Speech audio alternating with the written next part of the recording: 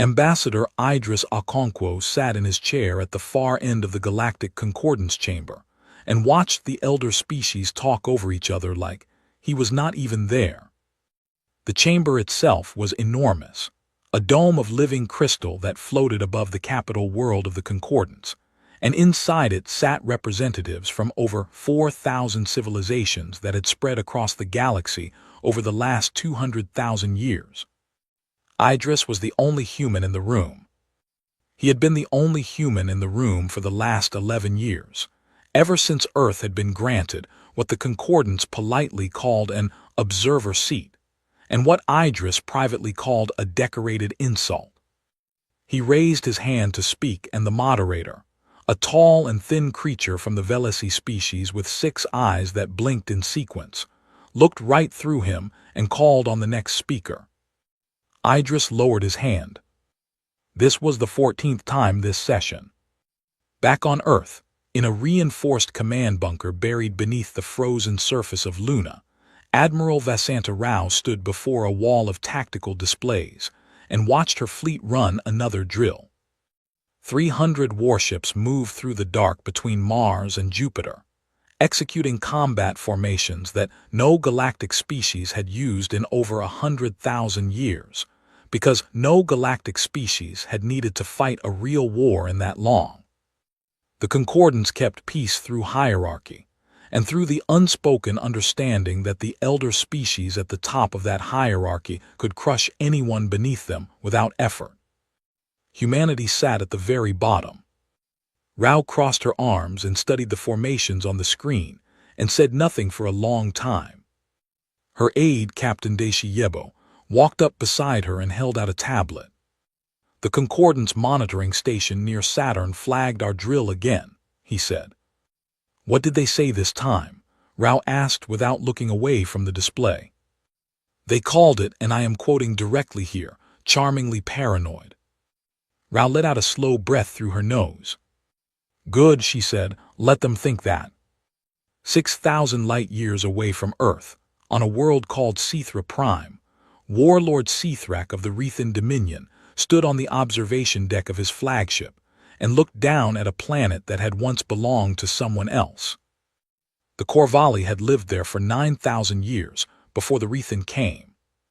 They had built cities of white stone and filled them with music and art, and a language so beautiful that other species traveled across the galaxy just to hear it spoken.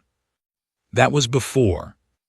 Now the cities were burning, and the Corvalli who had not been killed were being loaded into transport ships to be taken to labor camps on the outer rim. Cethrak watched the smoke rise from the surface and felt nothing at all. He was tall even by Rethan standards, nearly 3 meters of scaled muscle and armored bone, with eyes like molten copper and a jaw that could crush stone. His species had evolved as apex predators on a high-gravity world, and they had carried that predatory nature into the stars with a religious devotion that made other species very nervous. But the concordance did nothing about the Rethan.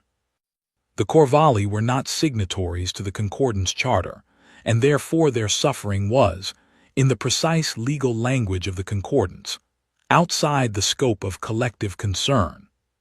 Cethrak had learned long ago that the galaxy did not care about the weak. It only cared about the powerful. And the Rethan were very, very powerful. His second in command, a scarred veteran named Drethak, approached from behind and bent one knee in respect. Warlord, the fleet is assembled as you ordered, 12,000 warships ready for transit. Cethrak did not turn from the viewport. And the target? A small species on the inner edge of the Orion Spur. They call themselves human. They have approximately 300 warships and a handful of colony worlds. Our intelligence division estimates full conquest in less than 1 planetary rotation. Cethrak finally turned and looked at Drethak with a thin smile that showed rows of razor teeth. Tell me about their world. It is a Class 12 death world. Warlord, unstable climate, tectonic activity, predatory wildlife, severe weather patterns. It is remarkable they survived at all. And yet they did. They are resilient, but they are small. They have no energy weapons, no shield technology, no FTL-capable warships beyond slow cargo haulers. By every measure, they are the weakest spacefaring species in the known galaxy. Seathrek turned back to the viewport and watched the last of the Corvallis cities crumble. Then they will fall quickly, he said. Open the transit corridors. We move on Sol within the hour. On Earth, it was a Tuesday. The sun was setting over the Atlantic Ocean and painting the sky in shades of orange and gold, and people were going home from work and sitting down to dinner and helping their children with homework and doing all the small, ordinary things that people do when they do not know that everything is about to change. In Mumbai, a street vendor was selling chai to commuters at a railway station. In Toronto, a woman was teaching her daughter to ride a bicycle in a park. In Nairobi, an old man was sitting on his porch and listening to the evening birds. None of them knew that, at that exact moment, 12,000 alien warships had just dropped out of faster-than-light travel at the edge of their solar system. The first to detect them was a deep space monitoring station on Pluto's moon Charon, a small facility staffed by 4 technicians who spent most of their shifts playing cards and complaining about the cold. Technician First Class Maria Santos was in the middle of winning a hand when her console lit up with more contacts than she had ever seen in her life. She stared at the screen for 3 full seconds before she whispered a word that was not appropriate for official channels and slammed her hand down on the priority alert. The alert reached Luna Command in 4 minutes. It reached Admiral Rao in 4 minutes and 6 seconds. It reached the United Nations in 4 minutes and 30 seconds. And then the Rethan broadcast began. It came on every frequency, in every language, translated with cold mechanical precision, and it said this: People of the planet Earth, this is Warlord Seathrak of the Rethan Dominion. You have 1 rotation of your world to surrender your planet, your colonies, and your species into the service of the Dominion. Your government will be dissolved, your military will be dismantled, and your population will be assigned labor quotas in accordance with Dominion law. Compliance will be rewarded with survival. Resistance will be answered with extinction. There will be no second offer. The message played on loop. It played on television screens and radio stations and emergency broadcast systems across the planet. It played in the chai vendor's stall in Mumbai and in the park in Toronto and on the old man's porch in Nairobi. For one long, terrible moment, the entire world held its breath. In the concordance chamber, 6,000 light-years away, Idris Okonkwo did not wait to be called on. He stood from his chair and walked to the center of the floor and spoke in a voice that was steady even though his hands were shaking. The Rethan Dominion has just threatened my homeworld with enslavement or annihilation. I am formally requesting concordance intervention under Article 7 of the Mutual Defense Provisions. The chamber was silent. The Velisi moderator blinked all 6 of its eyes one after another and said, Ambassador Okonkwo, Earth is an observer member. Article 7 applies only to full signatories with recognized fleet contributions. Your request does not meet the threshold for consideration. My world is about to be destroyed, Idris said. We understand your concern, the moderator replied. We recommend that your species negotiate terms of compliance with the Rethan Dominion. The Concordance Mediation Office can provide you with the appropriate forms. Idris stood there for a moment. Then he turned and walked out of the chamber without another word. Behind him, 4,000 civilizations went back to their agenda. And in Luna Command, Admiral Vasanta Rao read the Rethan ultimatum one more time, set the tablet down on her desk, and looked at Captain Yebo with eyes that were calm and hard, and absolutely without fear. Wake everyone up, she said, all of them everywhere right now. Admiral, Yebo said quietly, what do we tell them? Rao stood and straightened her uniform and looked up at the ceiling as if she could see straight through the rock, and the vacuum and the dark, all the way to where 12,000 warships waited for humanity to kneel. "Tell them we have work to do." Warlord Sithrak stood on the command deck of his flagship, the Burning Throne, and waited for the humans to surrender. He had done this many times before with many different species, and it always went the same way.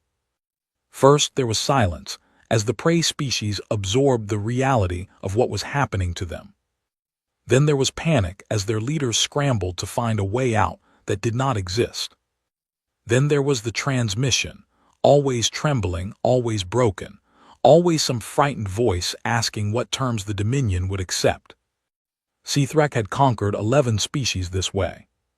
He expected the 12th to be the easiest of all. His intelligence officers had provided him with a complete profile of humanity, and by every metric that mattered, they were nothing. Their ships were slow and small, and built with physical armor instead of energy shields, which was something the galaxy had abandoned tens of thousands of years ago, because it was crude and inefficient. Their weapons fired solid projectiles and crude explosive warheads, instead of focused energy lances. Their fleet numbered barely 300 ships against his 12,000. The mathematics of this engagement were so one-sided that Sithrak had actually considered sending a smaller force, just to avoid wasting resources.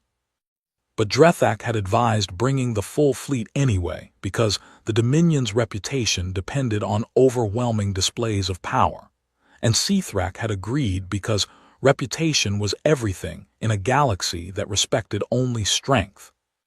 So he waited. And the hours passed, and no surrender came. On Earth, the hours between the ultimatum and the deadline were the strangest hours in human history. There was fear, of course, because fear was natural, and anyone who claimed they were not afraid was either lying or broken. But something else moved through the human population in those hours, something that the Rethan and the Concordance and every other species in the galaxy would not have understood even if they had seen it with their own eyes. It was anger. Not the hot and stupid anger that makes a creature lash out without thinking. It was the cold and ancient anger that lives in the bones of a species that has been fighting for survival since before it could walk upright. Humanity had crawled out of the mud of a world that tried to kill them every single day.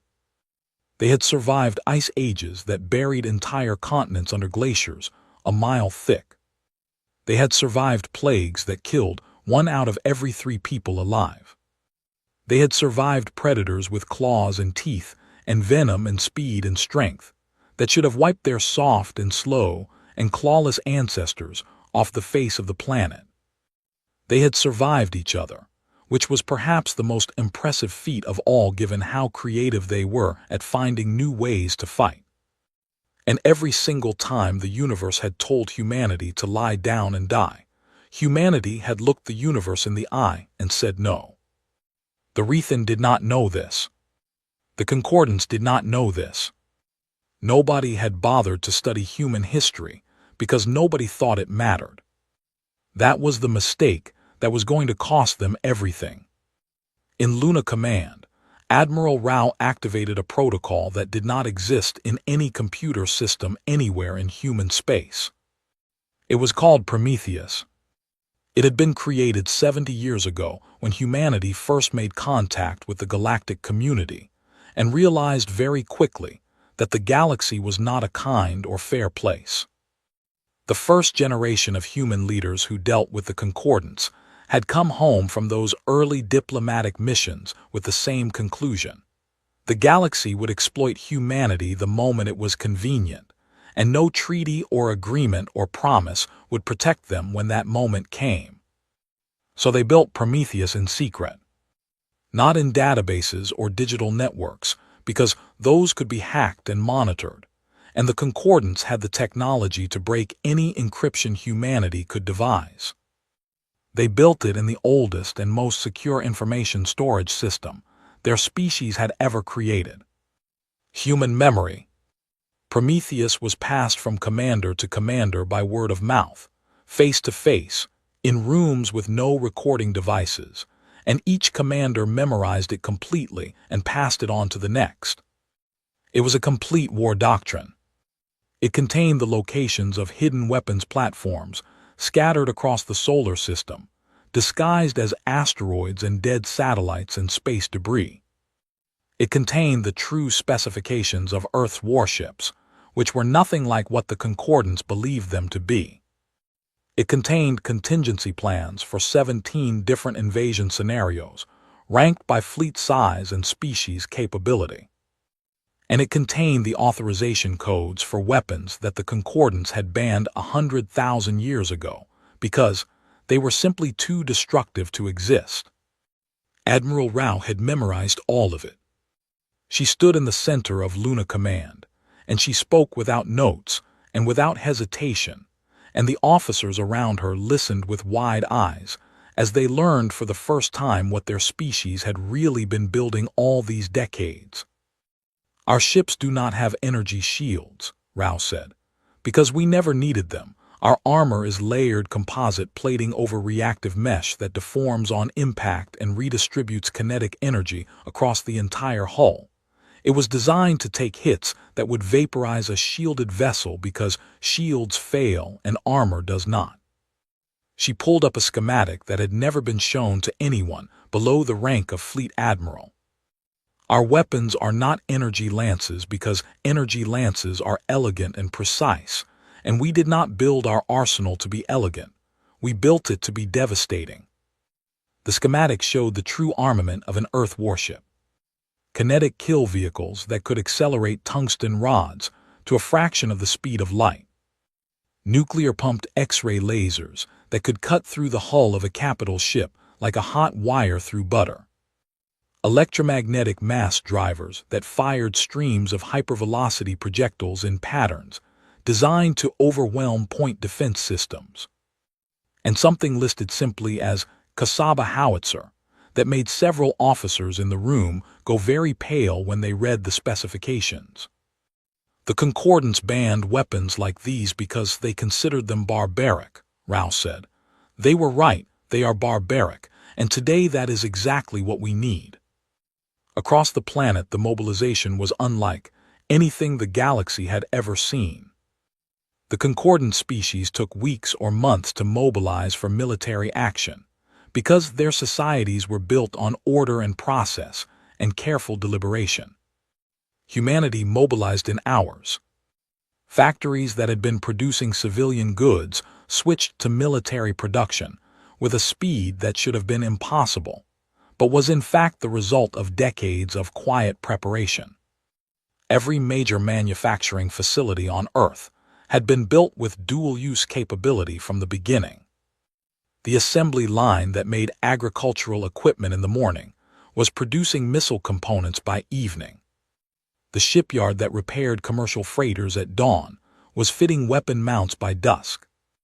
And the people came forward, not because they were ordered to, though the orders did come, but because something deep and primal and unstoppable had woken up inside the human species.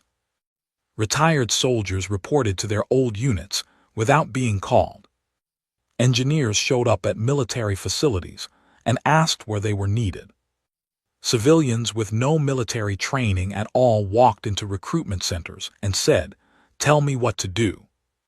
A Concordance observer stationed on Earth's moon watched the mobilization data streaming across her screens and felt something she had never felt before in her 200 years of life. She felt afraid. She opened a channel to the Concordance Monitoring Authority and said, "You need to see this. Something is happening down there. They are not surrendering. They are not panicking. I do not know what they are doing, but it is not anything in our behavioral models, and I think we may have made a very serious error in how we classified this species." Her report was filed and flagged for review in 6 to 8 standard cycles. By then it would be far too late. On the burning throne, Warlord Seathrak watched the deadline expire and felt the first small seed of irritation take root in his chest. No surrender. Not even a request for negotiation. Just silence. "Open a channel," he ordered, Demand their response. The communication officer obeyed, and a moment later the main view screen flickered to life and Seathrak found himself looking at a human female in a dark uniform, standing on what appeared to be a military command deck. She was small by Rethan standards, barely half his height, with dark skin and dark hair pulled back tight and eyes that looked at him with an expression he did not recognize. He had seen fear in the eyes of the species he had conquered. He had seen despair and grief and broken resignation. This human looked at him, the way a predator looks at something that has just made the mistake of wandering into its territory. "I am Warlord Seathrak of the Rethan Dominion," he said. "Your deadline has passed and I have received no response. I will ask once more, do you surrender?" The human female tilted her head slightly, and there was something in that small motion that made Drethak shift uncomfortably beside his warlord. "My name is Admiral Vasanta Rao," she said, "United Earth Defense Fleet." She paused, and the silence stretched between two species separated by the void of space, and by something much larger that Seathrak was only just beginning to sense. "We decline," she said. And then the screen went dark. Seathrak stared at the blank view screen for a long moment. "Warlord," Drethak said carefully, "what are your orders?" Seathrak bared his teeth. "Advance the fleet," he said. "Full combat formation. We will teach these creatures what happens to prey that forgets its place." He gave the order with absolute confidence. He could not have known that he had just made the worst decision in the recorded history of the galaxy. But he was about to find out. The Rethan fleet moved inward through the Sol system in a formation that had crushed 11 civilizations before this one. 12,000 warships arranged in a perfect crescent, each one bristling with energy lances and shielded by overlapping defensive fields that could absorb the combined firepower of most galactic navies without a scratch. Warlord Seathrak stood at the center of his command deck and watched the tactical display as his fleet crossed the orbit of Neptune and continued its steady advance toward the small blue world at the heart of this unremarkable system.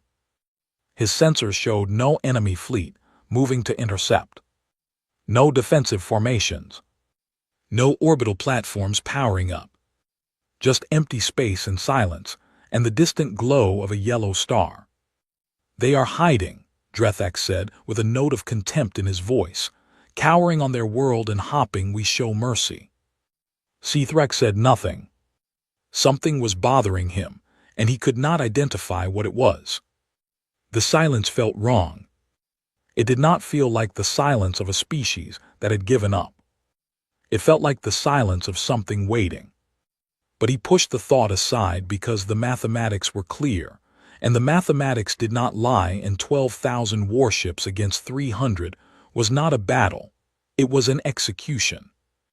His fleet entered the Kuiper Belt, and the Kuiper Belt woke up. The first explosion came from an asteroid that had been drifting through the outer solar system for what appeared to be millions of years. It was not an asteroid. It was a weapons platform wrapped in rock and ice and coated with materials that absorbed every scanning frequency the Rethan possessed.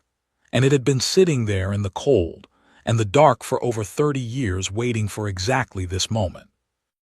It fired a spread of 12 kinetic kill vehicles, tungsten rods accelerated to 4% of the speed of light by magnetic rail systems that drew power from a compact fusion core buried in the asteroid's center. The rods crossed the distance to the nearest Rethan warship in less than 2 seconds. They hit the ship's energy shields and went through them the way a bullet goes through paper, because energy shields were designed to disperse energy weapon fire, and they had no effective response to a solid object moving at 12,000 kilometers per second. The warship simply ceased to exist.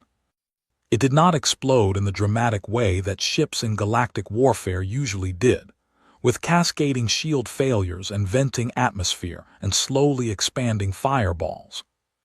It was there and then it was not there, and in its place was a cloud of superheated debris moving outward at tremendous speed and shredding the two ships on either side of it. 3 ships dead in 2 seconds from a single platform. And there were thousands of platforms. The Kuiper belt erupted in a storm of kinetic fire that turned the outer solar system into a killing field. Rods of tungsten and depleted uranium screamed out of rocks and ice chunks and frozen debris in every direction, and the Rethan fleet flew straight into it at full speed, because they had never encountered anything like this, and their tactical doctrine had no response prepared. Ships died by the dozens, and then by the hundreds. Shields flared and failed, and hulls crumpled in atmosphere, vented into the vacuum in white plumes that froze instantly into clouds of crystal. Seathrak gripped the railing of his command deck and watched his tactical display light up with damage, reports faster than his officers could process them. "What is this?" he demanded. "Where is the fire coming from?" "Everywhere, Warlord," his sensor officer said with a voice that was losing its composure. "The asteroids, the debris, the ice bodies, they are all weapons. There are thousands of them and we cannot target them fast enough." "Then accelerate through it," Seathrak ordered. "Maximum speed, push past the belt and regroup in open space." The fleet surged forward and it cost them. By the time the surviving ships cleared the Kuiper belt and entered the open space beyond Neptune's orbit, Seathrak had lost over 1,000 warships without ever seeing an enemy vessel. He stood in silence and looked at the tactical display, and for the first time in his long and bloody career, felt the cold touch of something he had never experienced before. Doubt. But there was no time for doubt, because the human fleet had finally appeared. They came out of the shadow of Mars, in formations that no galactic species had ever used, because no galactic species fought the way humans fought. There were no orderly battle lines, no ritual positioning, no broadcast declarations of intent or formal challenges. The human ships came in fast and low and scattered, using the gravitational fields of Mars and its moons as cover, and they hit the Rethan fleet from 6 directions at once. Admiral Rao commanded from the bridge of the UES Defiance, a heavy cruiser that was ugly and angular and looked like it had been designed by someone who cared about function and nothing else. Because it had been. "All ships weapons free," Rao said calmly. "Execute Gauntlet." Gauntlet was not a formation. It was a philosophy. Hit them from every angle, never stay in one place, never engage in a straight fight, use speed and deception and the willingness to take insane risks to keep the enemy off balance and afraid. The human ships darted through the Rethan formation like wolves among cattle, firing kinetic salvos and missile spreads, and then burning hard to change course before the Rethan could lock on with their energy lances. The Rethan were better armed and better shielded, and they outnumbered the humans by a factor of more than 30 to 1. But they had never fought anyone like this. Every species the Rethan had conquered had fought in ways that the Rethan understood. Ordered formations, predictable tactics, a clear chain of command that could be identified and targeted and broken. Humans fought like chaos given purpose. A human destroyer would charge directly at a Rethan battleship, absorb hits that should have destroyed it because its armor held in ways that energy shields never could, fire a full kinetic broadside at point-blank range, and then roll away into the debris field of its own kills to reload. When human ships were crippled beyond the ability to fight, they did not surrender, and they did not withdraw. They rammed. The first time a dying human frigate accelerated to full speed and drove itself directly into the hull of a Rethan cruiser, Drethak stared at the explosion in disbelief. "They are insane," he whispered. "No," Seathrak said quietly, and his voice had changed. The contempt was gone and something older and darker had taken its place. "They are not insane, they are willing to die. There is a difference, and it is the most dangerous difference in the universe. The battle raged for hours in the space between Mars and Earth. Human ships died. There was no avoiding that. They were outnumbered and outgunned, and every ship they lost was a wound that could not be healed. But the Rethan bled too. They bled badly. For every human ship that fell, 3 or 4 or sometimes 5 Rethan ships went with it, because humans did not sell their lives cheaply, and they did not go quietly into the dark. Rao moved her fleet with a ruthless efficiency that bordered on artistry, pulling damaged ships back and cycling fresh ones forward, using the debris of destroyed vessels as cover and as improvised kinetic weapons, exploiting every advantage that the solar system's geography offered. And then the Rethan pushed through the Mars corridor and entered Earth's inner defensive perimeter, and Rao played her next card. The space around Earth was full of junk. Old satellites and spent rocket stages and decommissioned stations, and all the accumulated debris of 2 centuries of human spaceflight. Except much of it was not junk. Hundreds of orbital defense platforms hidden inside dead satellites and hollow debris shells powered up simultaneously and opened fire with nuclear-pumped X-ray lasers that turned the space within 200,000 kilometers of Earth into a web of invisible death. Rethan ships that entered the perimeter were hit from angles they could not predict by weapons they could not see housed in objects they had dismissed as garbage. The killing was extraordinary. Sithrek watched his fleet die around him and felt something crack inside his chest. He had lost over 9,000 ships. 9,000. It was the worst single military defeat in the recorded history of the galaxy, and it had been inflicted by a species that the Concordance classified as irrelevant. He pulled his surviving ships back beyond the orbit of Mars and opened a channel to the Rethan homeworld with hands that were not entirely steady. "Send everything," he said. "Every ship, every reserve, every vessel that can carry a weapon, send it all. I want this world turned to ash. I want this species erased from existence. I want their name forgotten." He closed the channel and stood in the silence of his shattered command deck and looked at the distant blue dot that had just humiliated the most feared military power in the galaxy. On the bridge of the Defiance, Admiral Rao sat down for the first time in 14 hours. Her fleet had been cut in half. 147 ships remained from the 300 she had started with. But Earth was still there, battered and scarred, and surrounded by the wreckage of the greatest battle humanity had ever fought, but still there. Captain Yebo brought her a cup of coffee, and she took it with hands that were steady even though they should not have been. "They will come back," Yebo said.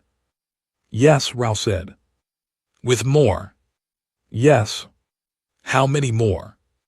Rao took a sip of the coffee and looked at the tactical display where the retreating Rethan fleet was regrouping, and she thought about what was coming and what she would have to do when it arrived.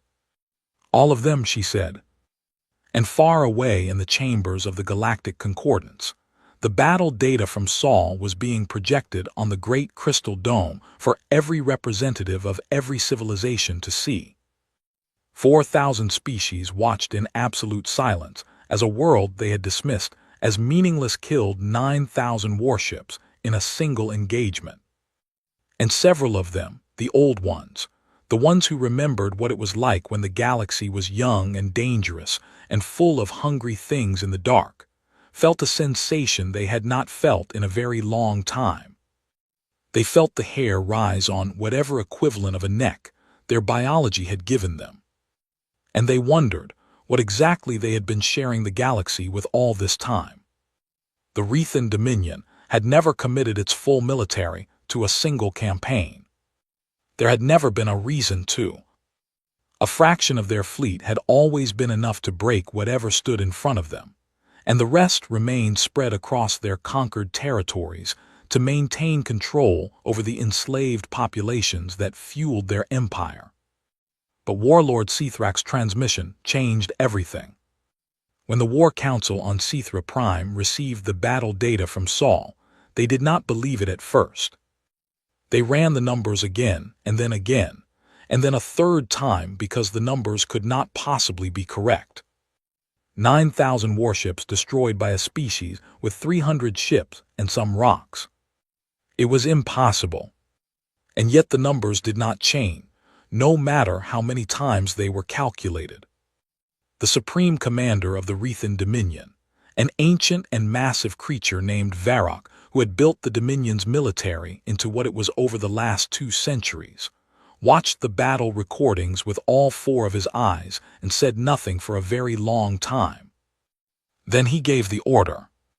Every ship, every reserve, every patrol vessel pulled from every occupied territory, every half-built warship dragged out of the construction yards and fitted with whatever weapons could be mounted in time. 80,000 warships. It was the largest fleet ever assembled by a single species in galactic history, and it had one purpose: the complete and total annihilation of Earth and every human being alive. Varrock did not care about conquest anymore. He did not care about labor quotas or resource extraction or territorial expansion. A species that could do what humanity had just done could not be allowed to exist. They were too dangerous. They were too unpredictable. They were too willing to fight and too good at it. And if they were given time to grow and build and spread, they would become something that even the Rethan could not stop. So they had to die. All of them. Now, the fleet began its transit to Saul, and the galaxy watched it move with a kind of horrified fascination. In the Concordance Chamber, Ambassador Okonkwo had not slept in 3 days. He had spent every hour of those 3 days in meetings and back channels and private conversations with representatives from dozens of species, pleading for support that everyone knew was not coming. The elder species would not intervene. They had made that clear through 1,000 small refusals and bureaucratic redirections and expressions of diplomatic concern that meant absolutely nothing. But something was happening among the younger species.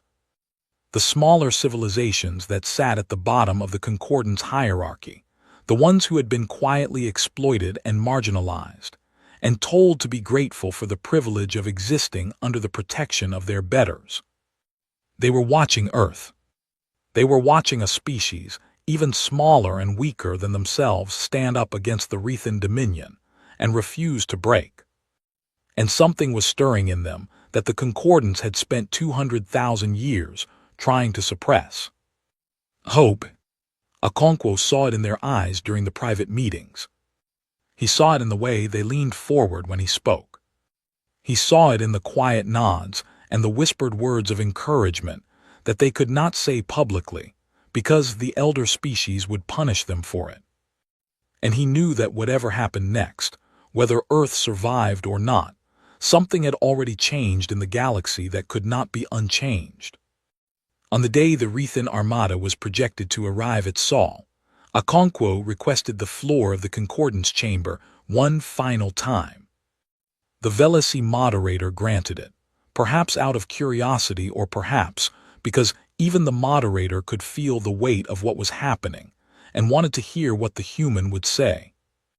Okonkwo walked to the center of the chamber and looked up at 4,000 species arranged in rings above him, and he spoke. He did not plead. He did not beg. He told them about Earth. He told them about the ice ages and the plagues and the wars and the famines and the earthquakes and the floods and the fires and every single catastrophe that should have killed humanity and did not. He told them about the first human who picked up a rock and used it as a tool, and about the first human who looked up at the stars and wondered what was out there, and about the first human who built a ship and sailed across an ocean without knowing if there was anything on the other side. He told them about the concentration camps and the atomic bombs and the genocides, about the worst things humanity had ever done to itself, and about how they had looked at those horrors and decided to be better, not because they were naturally good, but because they chose to be, again and again, in the face of every reason not to. And then he said this: "We did not come to the stars to kneel." His voice was steady, and it carried through the chamber like a bell. "If we burn, we will burn so brightly that this galaxy will never forget the light." He looked around the chamber one more time at all those alien faces, some sympathetic, some indifferent, some afraid. Then he walked out. And he did not look back. Behind him, the chamber erupted into chaos. 12 species formally requested emergency, debate on concordance intervention. The elder species blocked the motion. 6 of the 12 species walked out of the chamber in protest.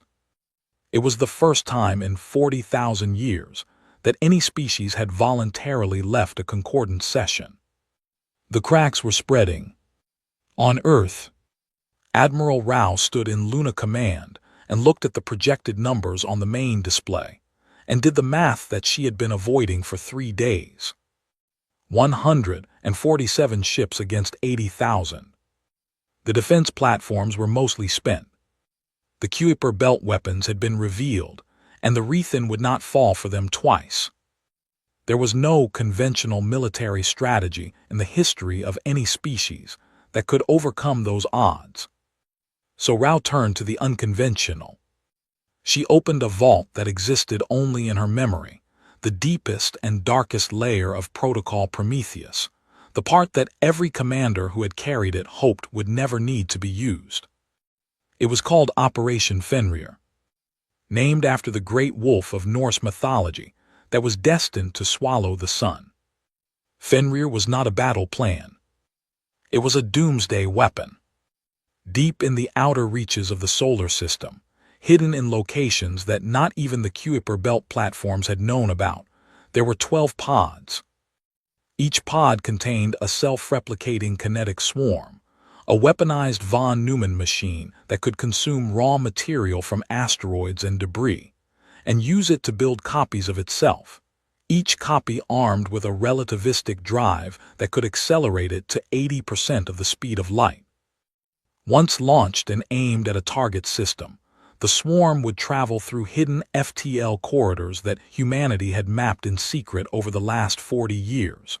Corridors that no other species knew existed because humans had found them by accident and kept them to themselves.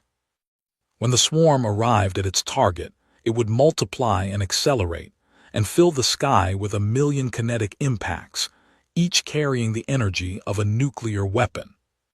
It would not just destroy a fleet. It would not just destroy a world. It would sterilize an entire star system, and the debris from the impacts would travel outward and destabilize neighboring systems for centuries.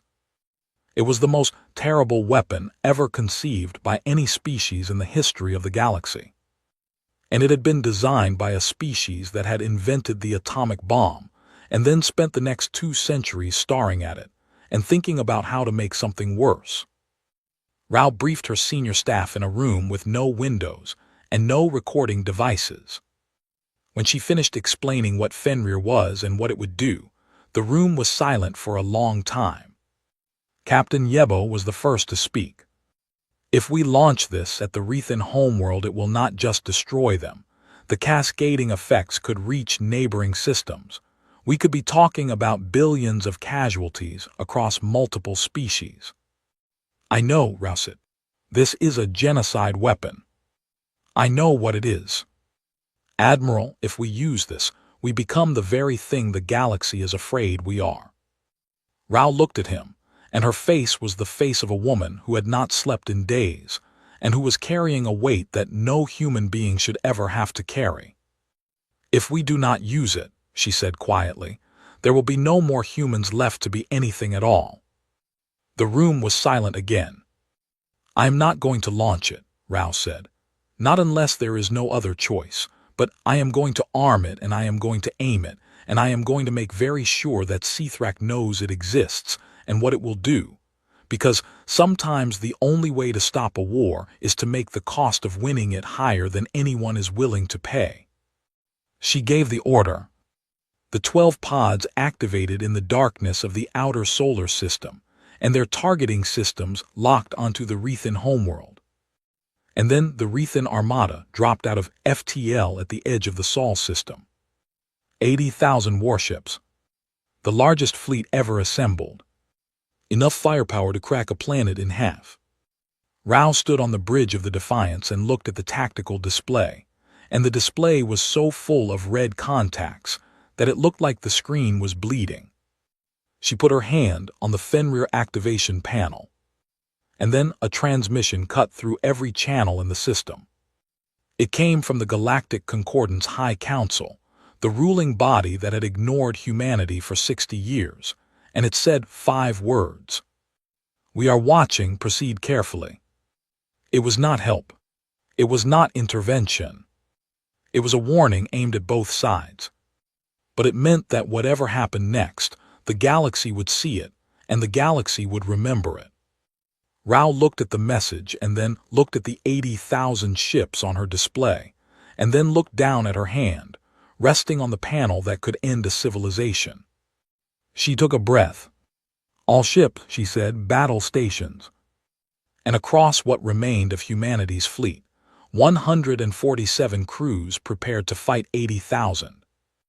And every single one of them knew the odds. And not one of them flinched. The Second Battle of Sol began at 1400 hours Earth, Standard Time on a Thursday afternoon. It began badly. 80,000 Rethan warships advanced in a formation so vast that it blotted out the stars behind it, and the 147 remaining ships of the United Earth Defense Fleet moved to meet them like a handful of sparks thrown against an avalanche. Admiral Rao did not waste her ships in a head-on engagement because that would have been suicide, and she was not interested in dying. She was interested in winning.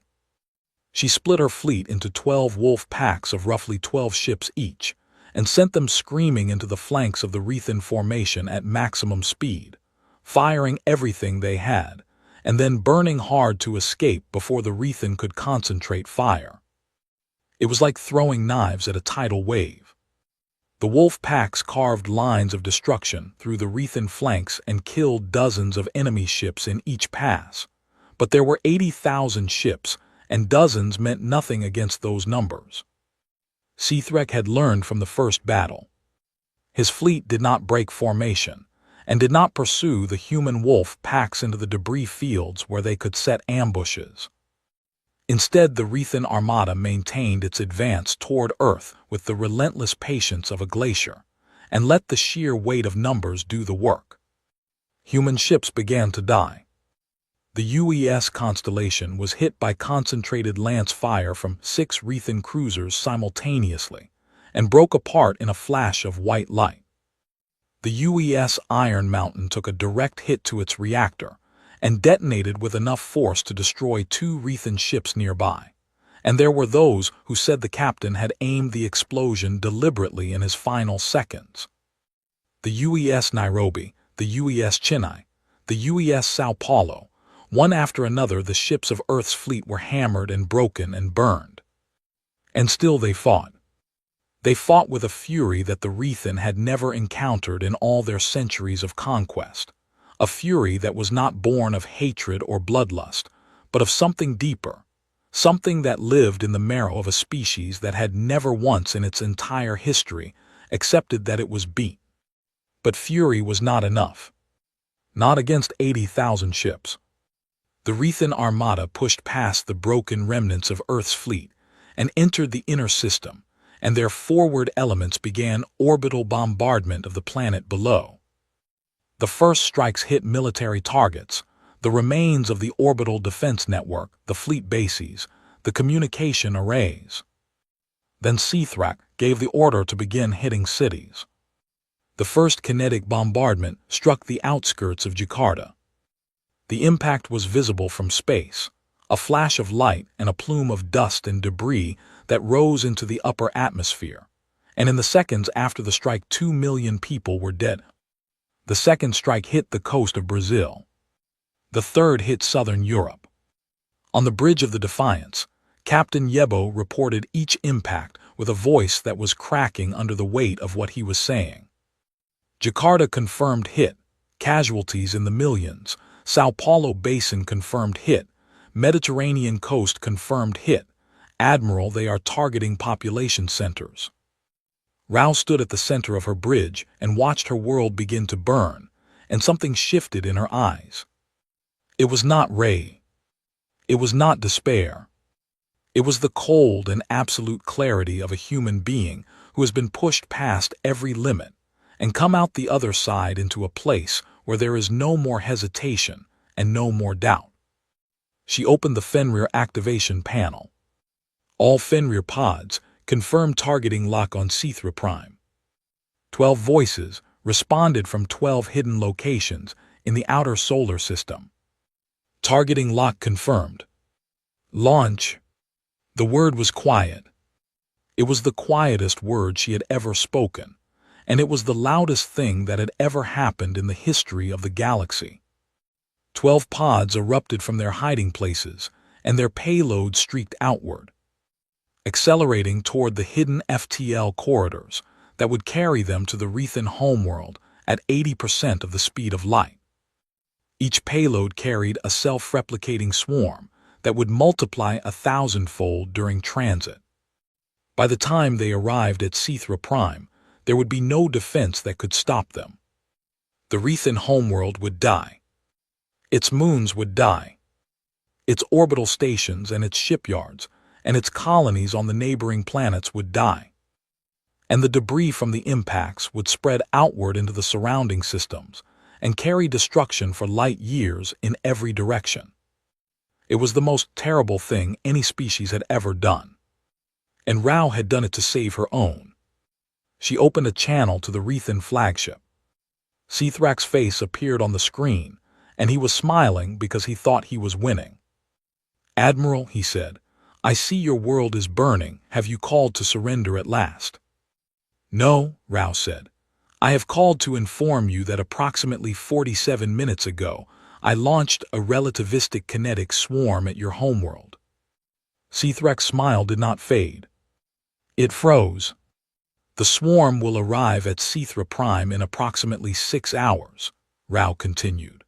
"Upon arrival, it will self-replicate and execute a saturation kinetic bombardment that will render your world and everything within 2 light years of it permanently uninhabitable." Sithrak stared at her. "You are lying," he said. "I am not. No species would destroy a world. The Concordance would." "The Concordance is watching," Rao said. "They sent us a message that said proceed carefully, so I am proceeding carefully." She let the silence hang for a moment. "I have the kill codes that will deactivate the swarm. I am prepared to transmit them, but my terms are not negotiable." Sithrak's face had gone the color of old ash. "What terms?"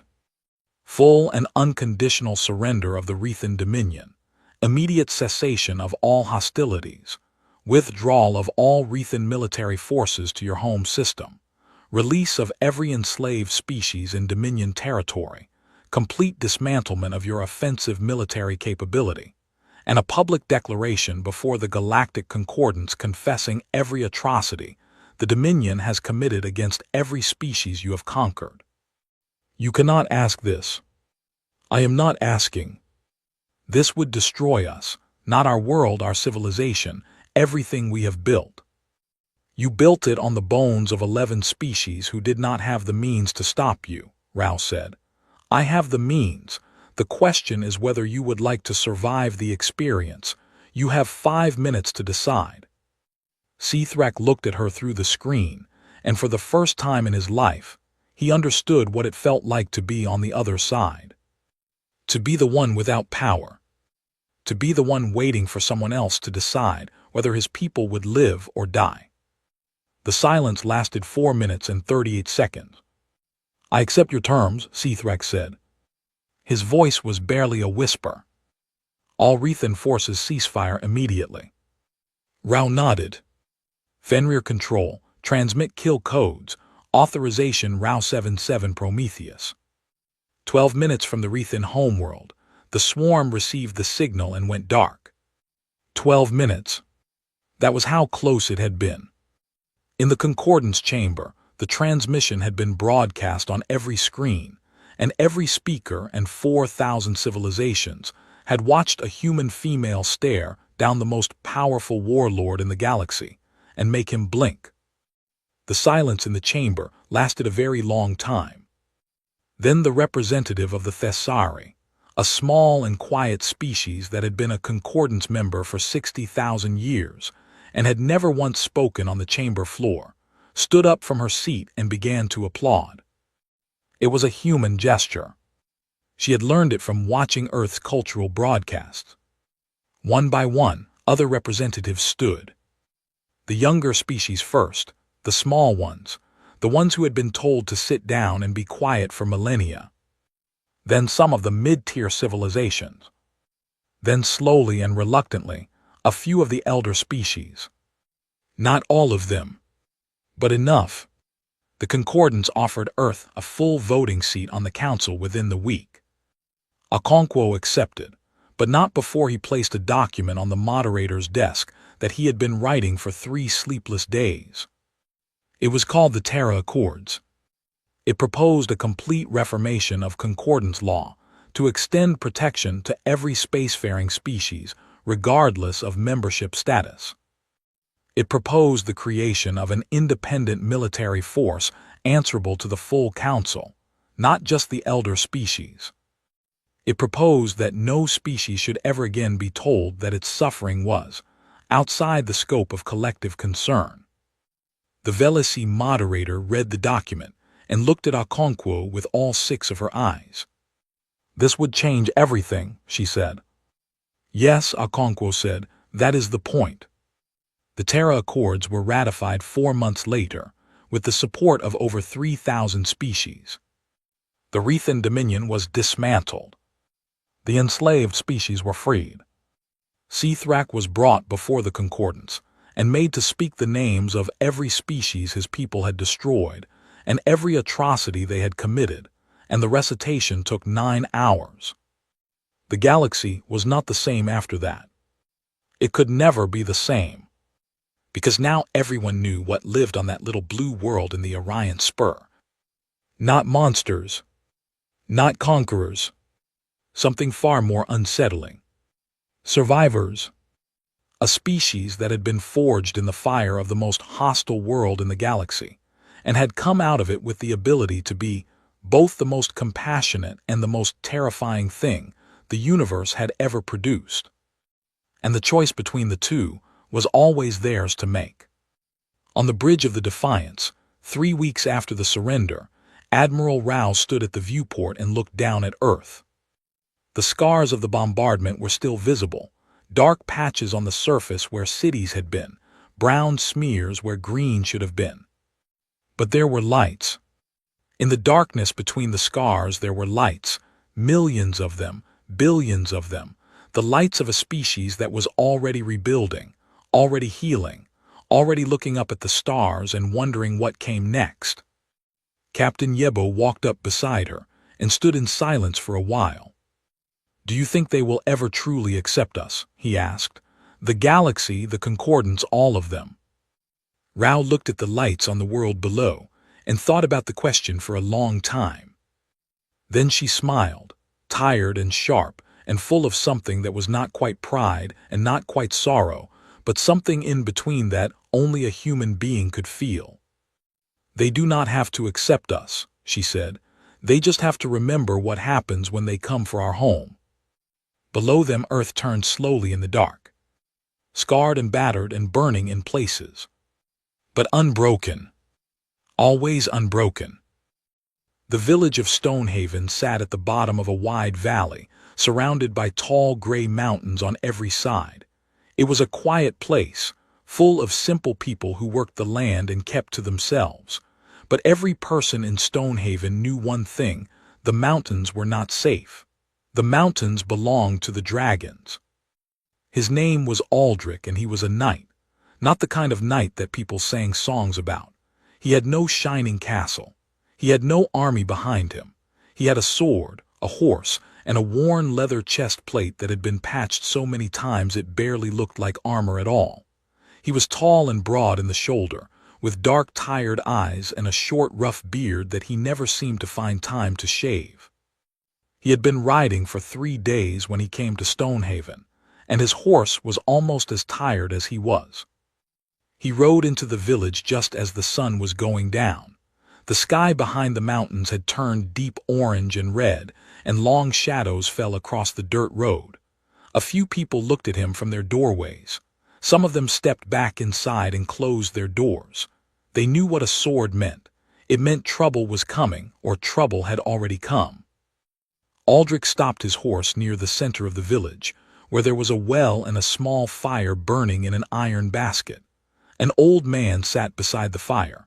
He had white hair and a long white beard, and he was wrapping a piece of rope around a stick with slow, careful hands. He did not look up when Aldrich stopped in front of him. "Is there a place to sleep in this village?" Aldrich asked. His voice was low and rough from not speaking for days. The old man kept working the rope around the stick. "There is an inn," he said, "but you should not stay long." "Why is that?" The old man finally looked up. His eyes were pale blue like ice. "Because the dragons have been restless," he said. 3 nights ago one flew over the village, very low, lower than they usually go. It did not burn anything. It just looked. That is worse." Aldrich looked up at the mountains. The last light of the sun was fading behind them. The peaks were dark shapes against the sky, still and silent. "Why is that worse?" he asked.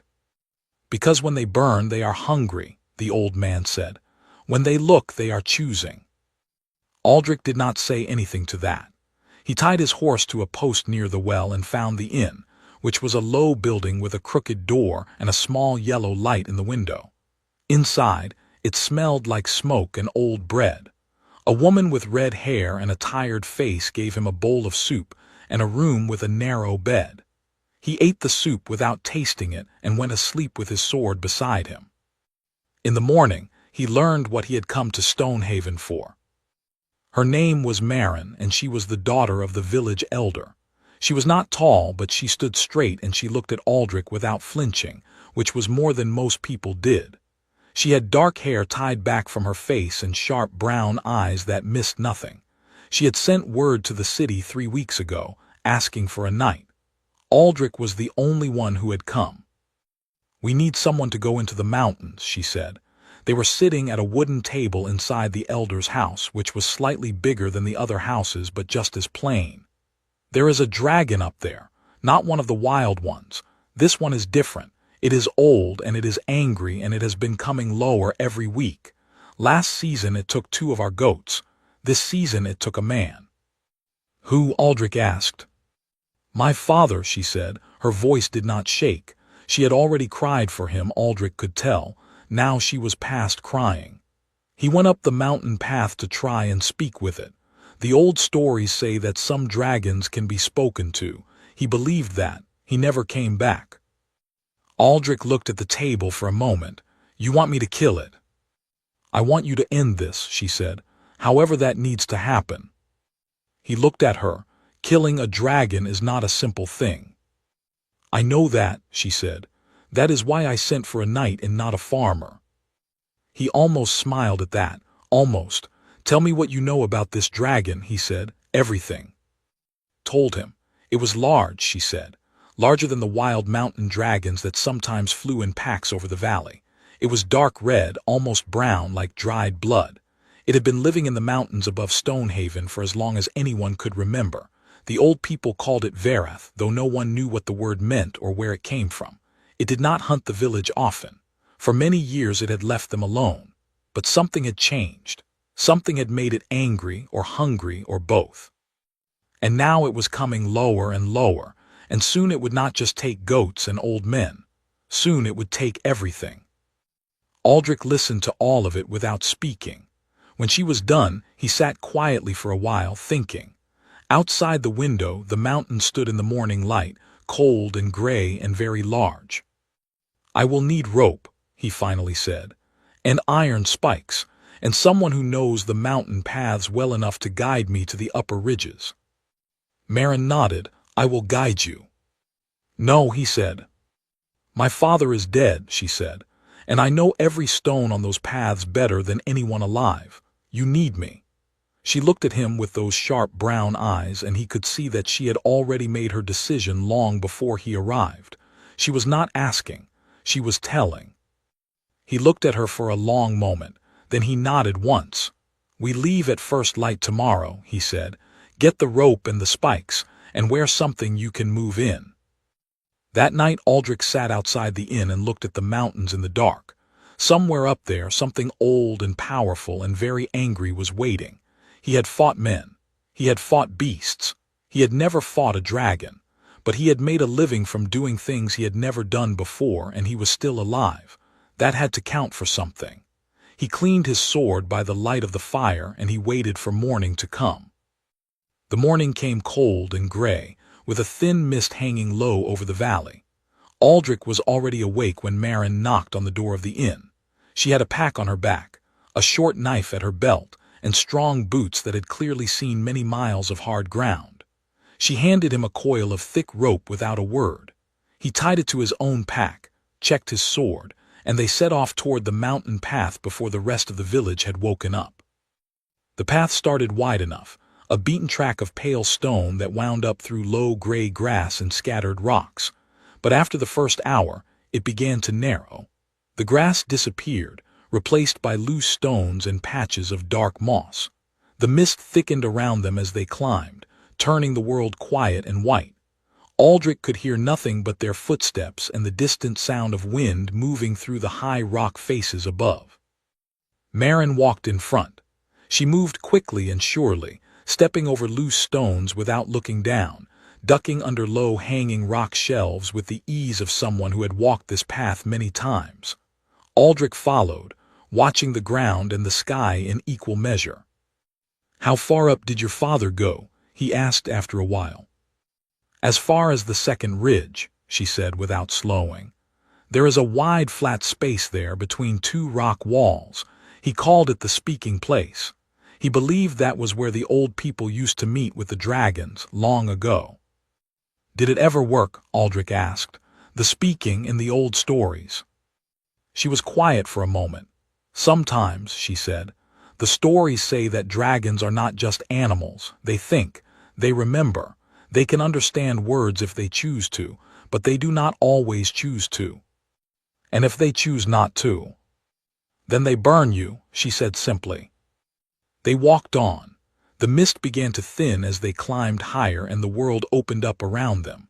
Aldrich could see the valley far below now, Stonehaven a small cluster of brown shapes at the bottom, the river that ran through it a thin silver line. The sky above was pale and wide. No dragons yet. They stopped at midday on a flat ledge where a thin stream of water ran down the rock face. Aldrich filled his water skin and ate a piece of hard bread from his pack. Marin sat on a stone and looked out over the valley. Her face was still and unreadable. "You should tell me about your father," Aldrich said. "What kind of man he was." She looked at him. She seemed surprised by the question. "Why?" "Because people who go looking for dragons usually have a reason that matters," he said. "Your father had a reason. I want to understand it." She was quiet for a moment, then she looked back at the valley. "He was a careful man," she said. "Not a brave one, not in the way people usually mean. He was not big or loud. But he thought about things for a long time before he acted. He believed that most problems, even terrible ones, had solutions that did not require violence. He believed that if you took the time to understand something, you could find a way to live alongside it." She paused. "He was probably wrong about the dragon, but I do not think he was wrong about the idea." Aldrich said nothing. He finished his bread and they moved on. By mid-afternoon they had reached the second ridge. The path leveled out onto a wide flat area of pale stone, just as Marin had described. On two sides, tall rock walls rose up, streaked with dark watermarks. On the third side the ground fell away sharply into open air, with a long view down the mountain and across the valley. The fourth side opened into a narrow pass that led higher still. The place was very still. The wind dropped almost completely here, and the silence was the thick, heavy kind that makes a person want to speak quietly. Marin stopped at the edge of the flat area and looked up. Aldrich stopped beside her, and then he saw it. High up, moving against the pale sky with slow, wide strokes of its wings, the dragon was circling. It was enormous. Even at that distance, it was clearly enormous. Its body was long and heavy, its wings spreading wide with every beat, the undersides catching the gray light and showing a dark red that was almost brown. It moved with a strange ease for something so large, like a leaf turning slowly in a wind, unhurried and completely in control. It had already seen them. Aldrich was certain of that. It was circling lower. "Do not draw your sword yet," Marin said quietly. Her voice was very steady. "I was not going to," he said. "Good." She stepped forward, away from the rock wall, into the open center of the flat space. She was making herself visible, making herself known. Aldrich stayed where he was, watching the dragon above and watching Marin below, his hand resting but not gripping the hilt of his sword. The dragon came lower, one wide circle, then another. Then it folded its wings and dropped, not like a fall but like a choice, a controlled and deliberate descent, and it landed at the far edge of the flat stone with a sound like a heavy cart hitting cobblestones. The ground shook once under Aldrich's feet. Up close it was even larger than it had looked in the air. Its head was the size of a large horse. Its neck was long and thick, and it moved slowly as the dragon turned its gaze toward them. Its eyes were yellow, a deep burning yellow with a dark slit of a pupil, and they were without question the eyes of something that thought. It looked at Marin, it looked at Aldrich, it looked at Aldrich's sword. Then it made a sound, not a roar, something lower, something that vibrated in the stone under their feet and in the air around them, a sound like a question or a warning or both. Marin spoke, her voice was clear and unhurried. "We have come to speak," she said, "not to fight. My father came here before me. His name was Edrin. He was an old man with white hair who walked slowly. I think you remember him." The dragon's yellow eyes moved to her face. It was still, very still, the kind of stillness that was not peace but listening. Aldrich held his breath and did not move. The dragon did not move for a long time. It sat at the edge of the flat stone like a mountain that had decided to breathe, its great wings folded against its sides, its yellow eyes fixed on Marin's face. The silence between them was the kind that felt alive, the kind that something could break at any moment in any direction. Then it spoke. The sound it made was not a human voice. It was deeper than that and wider, like a voice that came from inside the rock rather than from a throat. But it was words. Slow words, each one pressed out carefully, like a person who had not spoken a language in a very long time and had to search for each piece of it. "I remember," it said. "The old man, he sat, he talked, he was not afraid." Marin's breath caught for just a moment, then she steadied herself. "He was my father," she said. "What happened to him?" The dragon's eyes moved slowly down and to the side as if it was looking at something on the ground that was not there. "He fell," it said. "The path above the ridge. He walked too far. I did not touch him." The yellow eyes came back to Marin's face. "He was old. His legs were not good." Marin stood still for a long moment. Aldrich watched her face and saw the exact moment when something hard inside her gave way a little, not breaking but softening. Her father had not been killed. He had fallen. He had been an old man who had walked too far up a dangerous mountain and he had fallen. She had been preparing herself for something much worse, and the truth, though painful, was smaller than what she had been carrying. "Thank you for telling me," she said. Her voice was quiet but steady. The dragon made that low vibrating sound again, not threatening, something else. "You came for a reason," it said, "not only for the old man." "Yes," she said. "The village below, Stonehaven, you have been coming lower. You took a man's goats. You frightened people. They are afraid of what comes next." The dragon's great head turned slowly, and it looked out over the edge of the flat stone, down the long slope of the mountain toward the valley below. Its expression, if it could be called that, was something between distant and sad. "I know the village," it said. "I have watched it for longer than the oldest person living there has been alive. I watched it when there were half as many houses. I watched it when there were twice as many. I have never burned it." "But you have been coming closer," Aldrich said. He had not meant to speak yet, but the words came out. Both Marin and the dragon looked at him. He kept his voice level. Something changed. What was it? The dragon looked at him for a long moment. Its yellow eyes were steady and unblinking.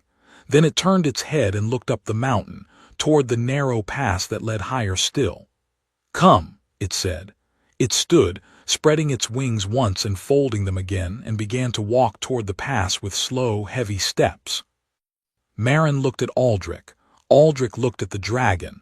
He put his hand briefly to his sword hilt, not drawing it, just checking it was there. Then they followed. The pass above the flat stone was narrow, barely wide enough for two people to walk side by side. The dragon moved through it with surprising ease for its size, squeezing through the rock gap with a patience that seemed practiced. On the other side, the mountain opened up into a wide, shallow bowl of stone, sheltered from the wind on all sides.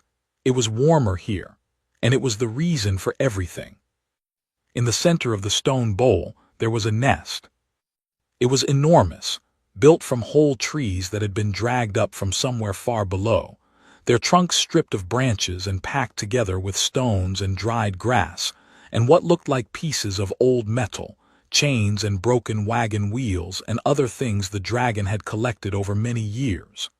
And in the middle of the nest, half buried in the packed material, were two large eggs. They were dark red, like the dragon's own scales, and each one was about the size of a large barrel. They were not hatching, they were not moving, but they were cracked.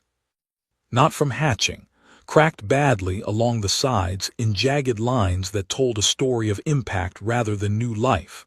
Someone had been here. Someone had tried to break them. Aldrich felt something cold move through him that had nothing to do with the mountain air. "Men came," the dragon said.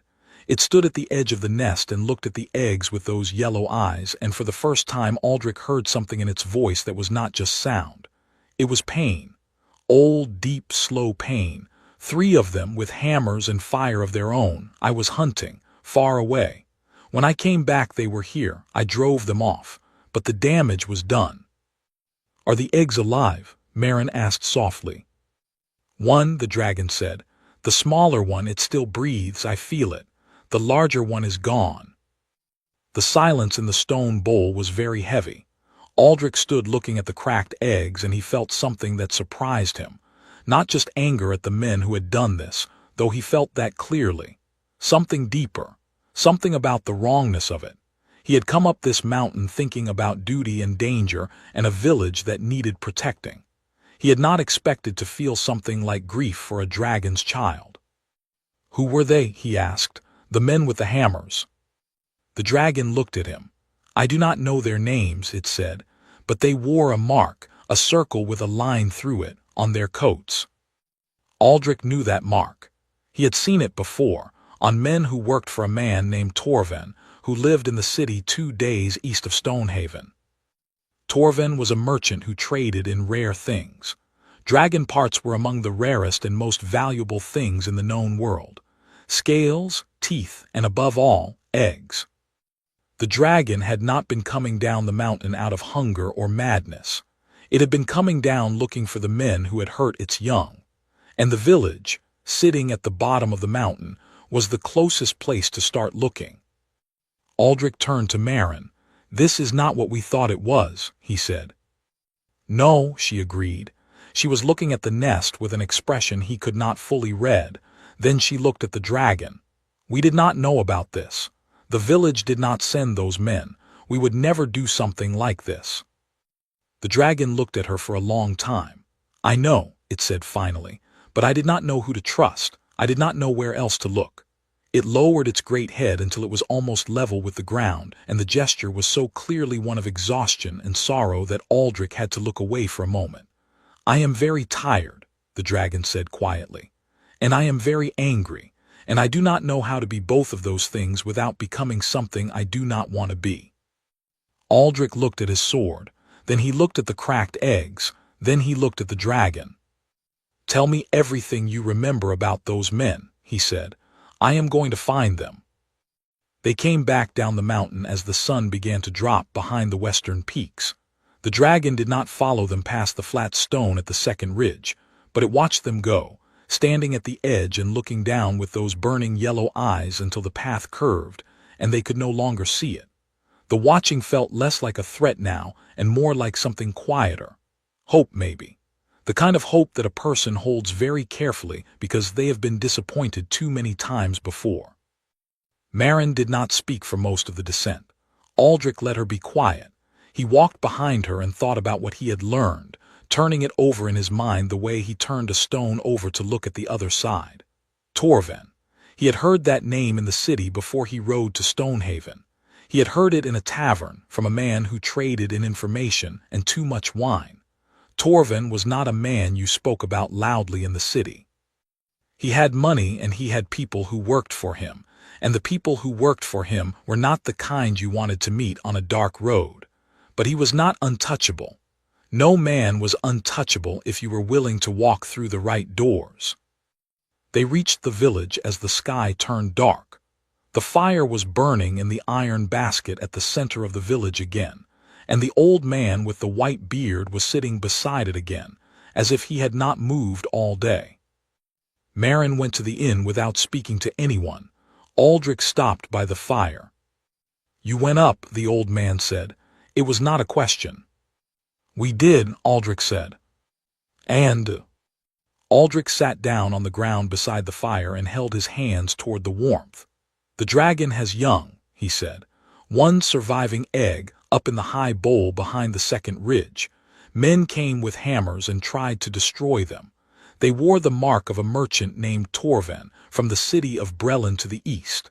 The dragon has been coming lower looking for those men." The old man was quiet for a long time. The fire snapped and sent a small shower of sparks upward. "So it was not hunger," he said. "No," Aldrich said, "it was grief and anger." The old man nodded slowly, as if this explained something he had suspected for a long time. "What will you do?" "Go to Brelin," Aldrich said. "Find Torven. Make sure he does not send any more men up that mountain. And if he resists—" Aldrich looked into the fire. "He will resist," he said. "Men like that always resist. That is why they hire other men to do their work for them and then act surprised when the consequences come back to find them." In the morning, Marin was waiting outside the inn before Aldrich had finished eating. She had her pack on and her knife at her belt, and her face said very clearly that she was coming whether he agreed to it or not. He looked at her for a moment, then went back inside and finished his bread. They rode east toward Brelin, Marin on a brown horse borrowed from the village stable. The road was wide and flat through the valley, then climbed gently through farmland and patches of woodland before dropping down into the wider lowlands where the city sat beside a slow gray river. Aldrich had been to Brelin twice before. It was a merchant city, busy and loud and smelling of river water and animals, full of people who were always in a hurry to get somewhere and sell something. He found it exhausting. But he knew how to move through it. They arrived on the second day in the early afternoon. The city gates were open and no one stopped them. Aldrich kept his hood up and did not look at people directly, which was one of the first things a person learned when moving through a place where someone might know their face. He needed information first, before he went anywhere near Torven's house or warehouse or whatever fortified compound the man called home. Information meant the right kind of tavern, which meant the kind of place that was too busy for anyone to remember you, but busy enough that the people who knew things came to drink. He found it near the river docks, a wide low building with a green door and no sign. Inside it was warm and crowded and smelled of fish and spilled drink. Aldrich found a seat at the end of a long table and ordered 2 cups of the local ale, one for himself, and one to put in front of the empty space beside him as an invitation.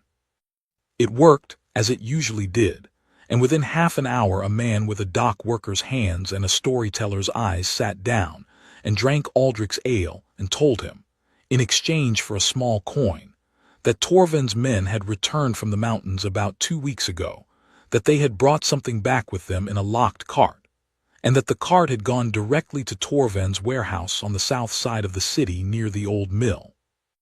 Aldrich thanked the man and left. He found Maren outside, watching the river. He told her what he had learned. She listened without interrupting. "A locked cart," she said, "from the mountain 2 weeks ago." "Whatever they managed to take," he said, "before the dragon drove them off." "Dragon material is sold to collectors," she said. "Rich people in faraway cities who want to own something rare. Torvend would move it quickly. He might have already sold it." "Maybe," Aldrich said, "but the men who went up that mountain are still in this city. I need to speak to them before they disappear into another job." That evening, Aldrich walked to the south end of the city alone. He had told Maren to stay at the inn they had found near the market square, and for once she had agreed without argument, which told him she understood that what came next was not something she should see, or at least that she understood arguing would waste time. Torvend's warehouse was a large building of dark stone with 2 guards at the front door.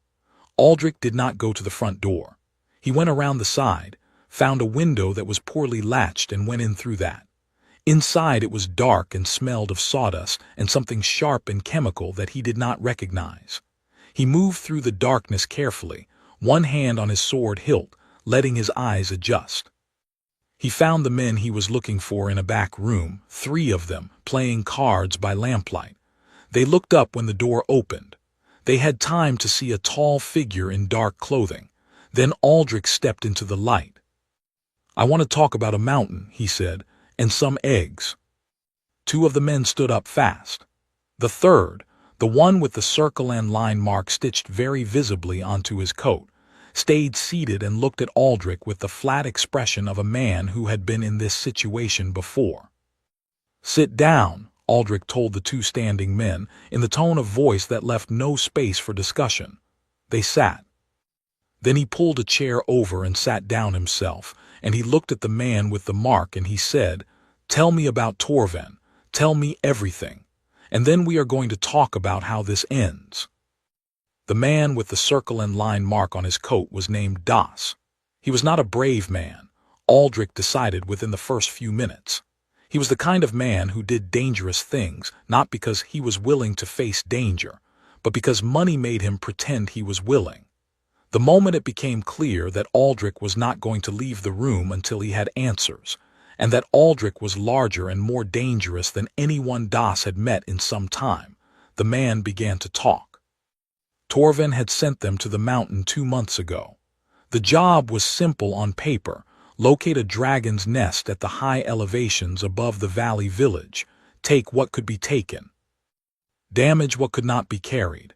Dragon eggs were worth more than most people earned in a lifetime.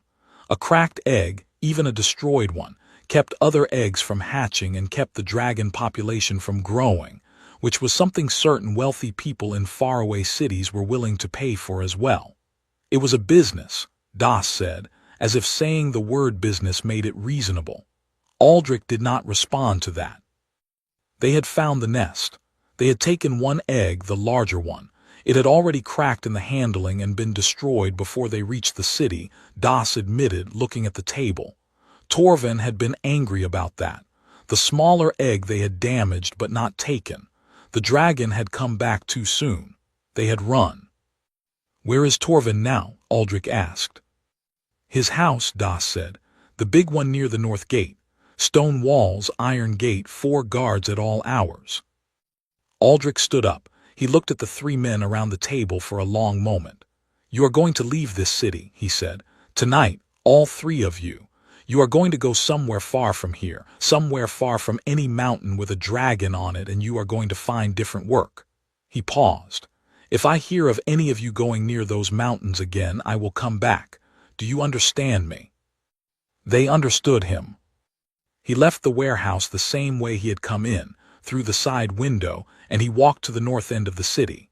He stood outside Torvind's house for a long time, looking at the stone walls and the iron gate and the guards, and he thought carefully about what he was going to do. Going through the gate was not an option. Going over the wall was possible but noisy. What he needed was something simpler. In the morning, he paid a boy to carry a message to the house. A message that said simply that a knight named Aldrich, who had just spent an evening speaking with Torvind's men about a certain mountain, wished to speak with Torvind himself at noon at the inn near the market square. The message also said, in very plain language, that if Torvind chose not to come, Aldrich would take the information he had gathered to the city magistrate, who he happened to know personally, and who happened to take a very serious view of crimes against protected wildlife, which dragons technically were under the laws of the Eastern Kingdom.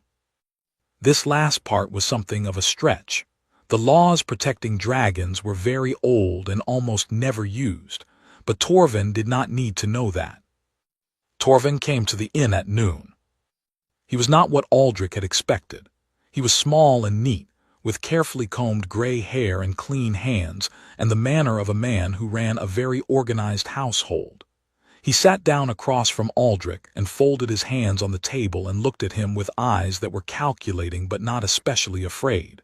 Powerful men rarely feared a single knight. They feared being exposed. "You have been speaking to my employees," Torvind said. "Former employees," Aldrich said. "They left the city last night." Something moved behind Torvind's eyes, not fear, annoyance. "What is it you want exactly?" "Three things," Aldrich said. "First, you will never send anyone near those mountains again. Not your men, not men who work for other people you know, not anyone you have ever had a conversation with. The dragon up there knows the mark your people wear. The next time it sees that mark, it will not drive anyone off.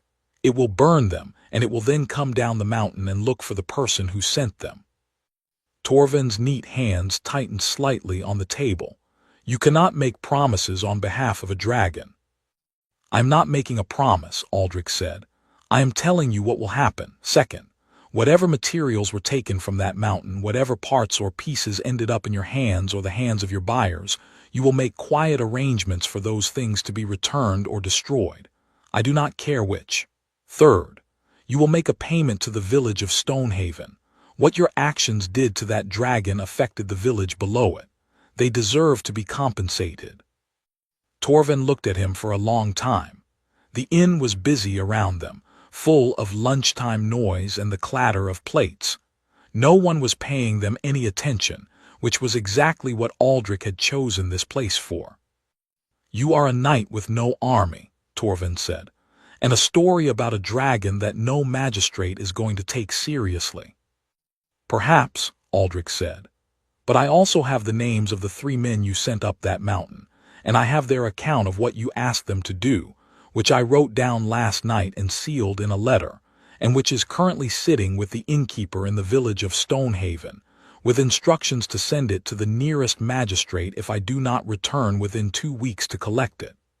This was also something of a stretch. But it was a very convincing stretch, and Aldrich said it in the tone of voice he used when he needed people to believe things completely. Torvind was quiet. He looked at his hands, he looked at Aldrich, then he looked at his hands again. "The payment to the village," he said finally. "How much?" They settled on a number. It was a good number, enough to repair several rooftops and replace the goats that had been taken and buy the inn a new door, which it badly needed. Torvind paid it within the week, through a third party, as men like him always did things. But it arrived. Aldrich and Maren left Brelin the morning after the meeting. The road back through the valley was easier than the road into the city had been. Something about the direction of travel Aldrich had always found. Going toward a problem always felt harder than leaving one behind. They stopped at the base of the mountain path before entering Stonehaven. Maren looked up at the peaks, at the high gray ridges where clouds were gathering. Somewhere up there, behind the second ridge and through the narrow pass, A dragon was sitting beside a nest with one cracked but living egg, waiting. "Will it be enough," Marin asked, "what we did?" "For the egg to survive," Aldrich said. "I do not know, that is beyond what I can fix." "For Torvald to stay away?" "For a while," he said. "Men like him are careful when they are afraid. The fear will wear off eventually. But by then, hopefully, the egg will have hatched and the dragon will be harder to threaten." Marin nodded. She was quiet for a moment.